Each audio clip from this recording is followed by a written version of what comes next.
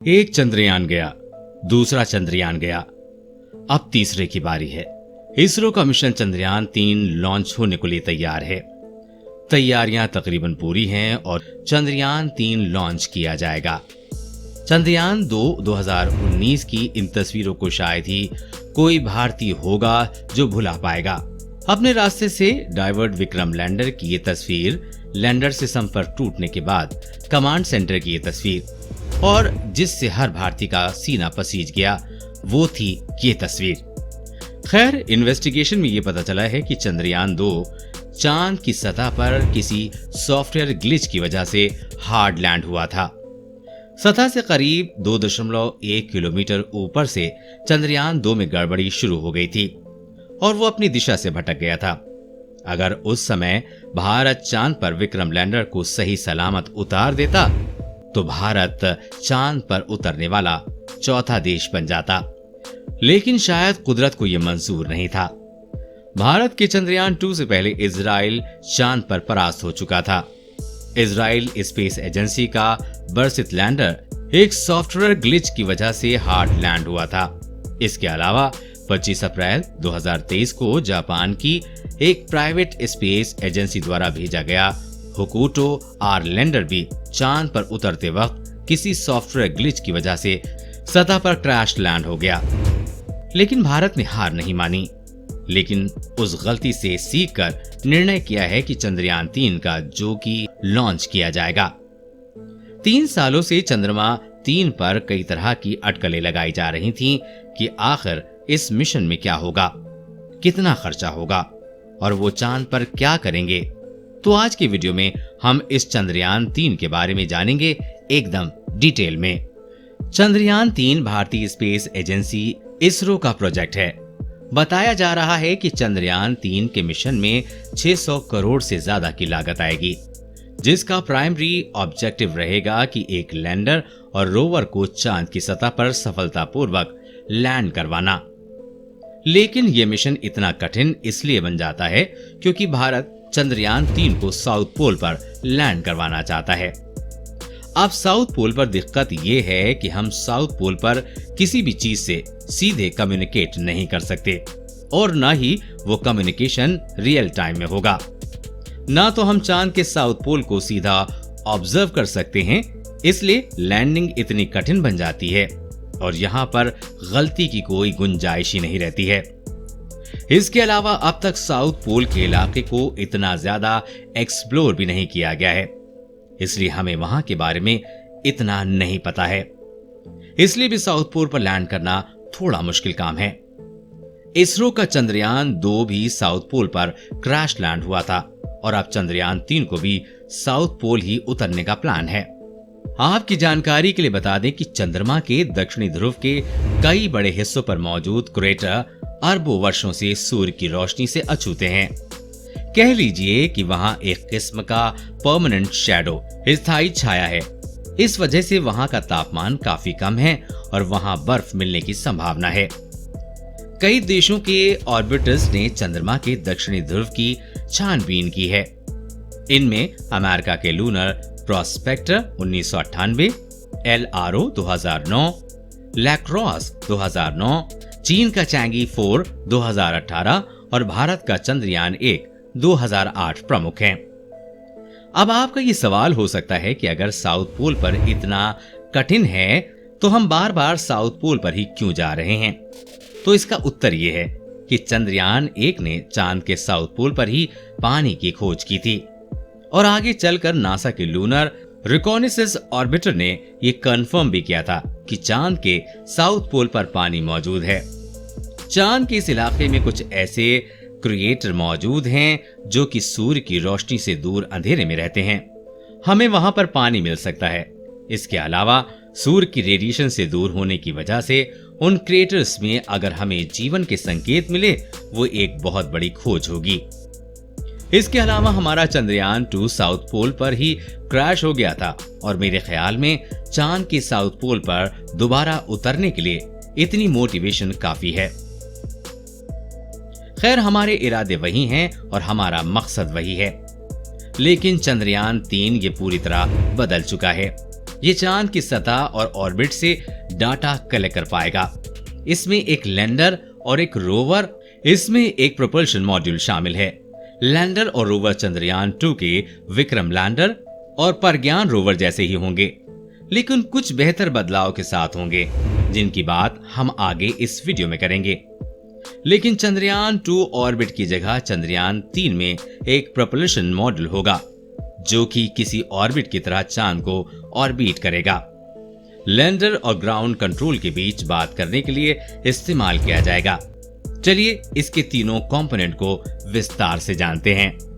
सबसे पहले propulsion module, उड़ाने वाला हिस्सा। ये बॉक्स जैसा दिखेगा, जिसे एक साइड पर पावर के लिए सोलर पैनल लगाए गए हैं। इसके टॉप पर बड़ा गोल स्ट्रक्चर है, जिसे आप इंटर मॉड्यूल एडाप्टर कोन भी कह सकते हैं, जो कि लैंडर को माउंट करने के लिए है। इसके अलावा इसकी दिशा और गति को कंट्रोल करने के लिए मैथरेटस भी लगाए गए हैं। वैसे प्रोपल्शन मॉड्यूल का काम होगा लैंडर को कैरी कर चांद के स्पेसिफिक एरिया तक ले जाना और लैंडर को चांद पर लैंड करने के लिए रेडी करना और लैंडर और ग्राउंड कंट्रोल के बीच मदद करना, और ये सिर्फ सैटेलाइट कम्युनिकेशन के तौर पर काम में लिया जाएगा। दूसरे नंबर पर है एक लैंडर मॉड्यूल, उतारने वाला हिस्सा।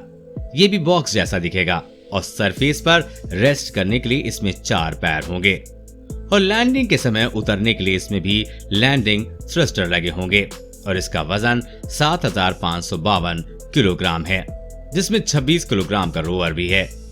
इसके साइड में लगे होंगे सोलर पैनल, जो कि इसकी पावर की जरूरत को पूरा करेंगे। इस मिशन में इसरो की सबसे बड़ी चुनौती होगी सफलतापूर्वक चांद पर लैंड करना, और इसके लिए इस लैंडर में कई तरह के सेंसर का यूज किया गया है, जैसे कि accelerometer, altimeters, Doppler velocimeter, star sensors, inclinometers, touchdown sensors और कैमरा लगाए गए हैं, जो कि खतरे को भांपने और सतह को सही तरह से मॉनिटर करने और किसी अलग चीज को अवॉइड करने के लिए इसे किया जाएगा। और ये सब कुछ सिर्फ सही लैंडिंग के लिए है, और इन सब की वजह से ग्राउंड कंट्रोल सही निर्णय ले पाएंगे, और अगर किसी सेंसर में ग्लिच आता है तो दूसरे सेंसर उसकी जगह काम करेंगे। और इसकी ऊंचाई को कंट्रोल करने के लिए रिएक्शन व्हील्स का यूज किया गया है। कम्युनिकेशन के लिए एक एक्स बैंड एंटीना यूज किया जाएगा, जो कि हमें डीप स्पेस नेटवर्क में जोड़े रखेगा। इसके साथ ही लेनदार के एक कंपार्टमेंट में रोवर भी मौजूद होगा, जो कि एक रैम की सहायता से सरफेस पे उतारा जाएगा, बिल्कुल चंद्रयान 2 की तरह। और इसका अंतिम हिस्सा है रोवर, घूमने घुमाने और जानकारी जुटाने वाला हिस्सा। 6 पहियों पर माउंटेड एक रेगुलर चेसिस होगी, जिसमें कि कई नेविगेशन कैमरे लगे होंगे। एनर्जी नीड्स के लिए सोलर पैनल और डाटा ट्रांसफर के लिए कुछ एंटीना भी इस पर लगाए गए हैं। रोवर सबसे पहले लैंडर को डाटा ट्रांसफर करेगा, लैंडर चांद के ऑर्बिट में मौजूद प्रोपल्शन मॉड्यूल को, और उसके बाद वो डाटा हम तक पहुंच पाएगा।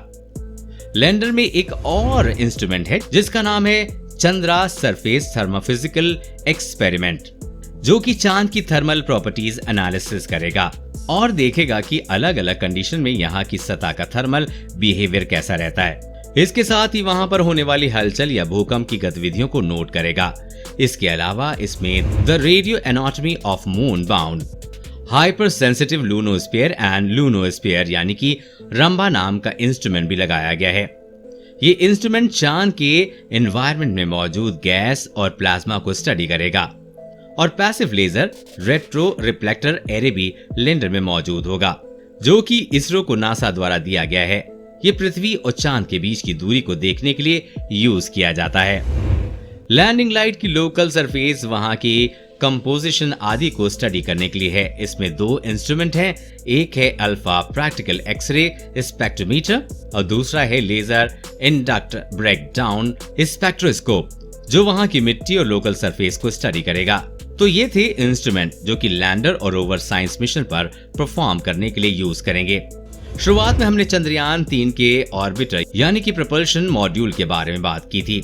इस बार ऑर्बिट को स्पेशल साइंस मिशन परफॉर्म नहीं करेगा, लेकिन इस पर the spectrometry of habitable planet earth यानी शेप इंस्ट्रूमेंट को जरूर जगह दी गई है, जो कि चांद के ऑर्बिट में रहकर अर्थ को स्टडी करेगा।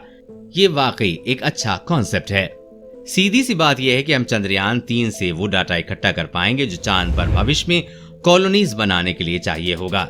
जी हाँ, नासा और ESA के फ्यूचर प्लान्स चांद के साउथ पोल पर कॉलोनीज बनाने के हैं, क्योंकि वहां पर सूर्य के रेडिएशन से बचने के लिए क्रेटर्स मौजूद हैं। इसके साथ ही वहां पर पानी अवेलेबल होने की वजह से फ्यूल और डेली नीड्स पूरी हो जाएंगी। तो ये इसरो का बेहतर कदम है चांद को समझने का, और हमें पता है कि इस डाटा की डिमांड फ्यूचर में कितनी होने वाली है। ये मिशन इंडिया के लिए गेम चेंजर साबित हो सकता है। फिलहाल जुलाई में इसे GSLV-3 heavy lift launch vehicle से सतीश धवन स्पेस सेंटर श्रीहरिकोटा से लॉन्च किया जाएगा। खुशी की बात यह है कि इस मिशन में हमारा चंद्रयान 2 ऑर्बिटर भी बैकअप रिले के तौर पर यूज होने वाला है। और ये बात शायद आपको दुखी कर दे कि इस मिशन को यानी कि रोवर और लैंडर को 14 अर्थ डेज की मिशन पीरियड के लिए ही इनिशियली डिजाइन किया गया है। हालांकि अगर सब कुछ सही रहा तो 14 दिन बाद इस मिशन को एक्सटेंशन मिल सकता है, लेकिन फिलहाल के लिए इसरो के पास 14 दिन का ही समय होगा और हमारी प्रार्थना इसरो के लिए हमेशा रहेगी। अब ऐसी उम्मीद है कि चंद्रयान 3 के जरिए भारत इस लक्ष्य को जल्दी प्राप्त कर लेगा। दोस्तों, आपके क्या विचार हैं चंद्रयान 3 को लेकर? हमें कमेंट सेक्शन में जरूर बताइए। इस पर आगे भी अपडेट्स आती रहेंगी, इसलिए अपडेट्स रहने के लिए चैनल को सब्सक्राइब करें, बेल नोटिफिकेशन को जरूर दबा दें। दोस्तों, जल्द मिलेंगे ऐसे ही इंफॉर्मेटिव वीडियो के साथ। तब तक के लिए बी हैप्पी। नमस्कार।